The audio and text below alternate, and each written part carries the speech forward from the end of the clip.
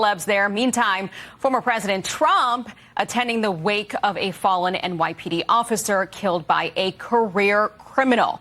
Former Pennsylvania Congressman Patrick Murphy and president of the Sentinel Action Fund, Jessica Anderson, join me now to talk about this. Two different narratives happening at the same time. Patrick, I'll start with you. Former President Trump told our Brian Kilmeade yesterday that the president just cannot politically support police, which I find fascinating. This was a tragic case. This was not a controversial case. This was a career criminal, I think arrested 21 times or something like that before he shot and killed a police officer. Was this a missed opportunity for the president? No, I think President Biden absolutely supports the police. Yeah, I think you know my background. I'm a former prosecutor, combat veteran, and a son of a cop. I mean, when you look at, unfortunately, January 6th, there was 5 police officers, Capitol Hill police officers that were killed that day. So, no, I don't think it's a question at all. I think it's really a question of the rule of law and folks who believe in rule of law and folks who don't. And I think that's why you saw 3 former Democratic presidents there with President Biden, and then you don't have the former Republican president, George Bush, or even Trump's own vice president and Mike Pence aren't endorsing Donald Trump. So I think that's the real contrast here.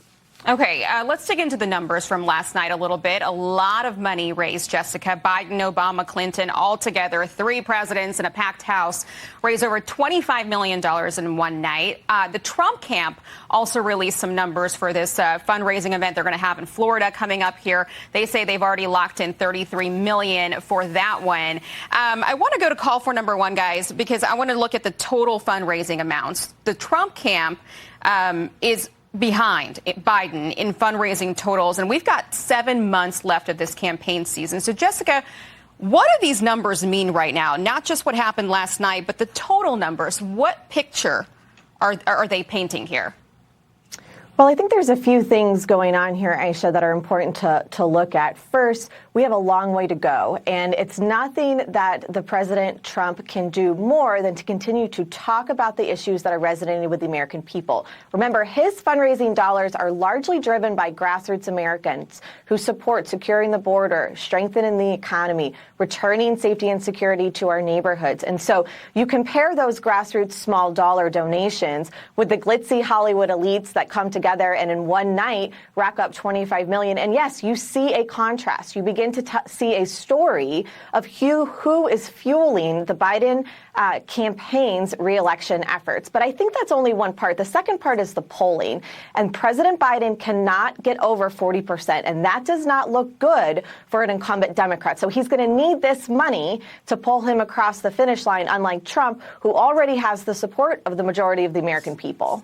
Let's pull up the brand new Fox News polling showing Trump up by 5 points over Biden's 38%. This is brand new. Patrick, just as you know, everything was happening, the fundraising and all of that, outside Radio City Hall, this is what protesters were shouting. Watch this.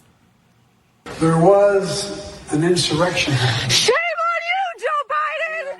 Shame on you! Shame on you! You are funding genocide! Free Palestine! Free Palestine! Genocide Joe has got to go! Genocide Joe has got to go! How many kids did you kill today? Patrick, this seems to follow him everywhere that he goes. And I know that the former president, Barack Obama, tried to come to his defense, but I don't know that even he can calm the anger of these Arab Americans across the country. This is a vulnerability.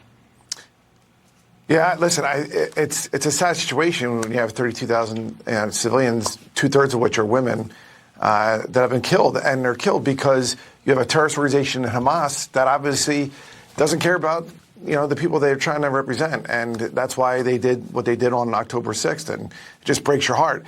I will say I agree with Jessica's earlier point. There is plenty of time here.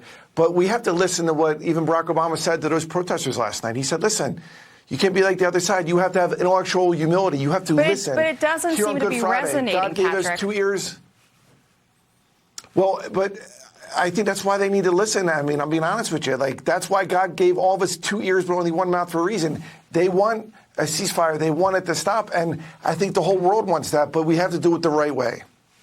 Okay, we got to go. Patrick, Jessica, thank you so much for digging into all of that with me. Appreciate it. Thanks Come for back having soon. us. Thanks.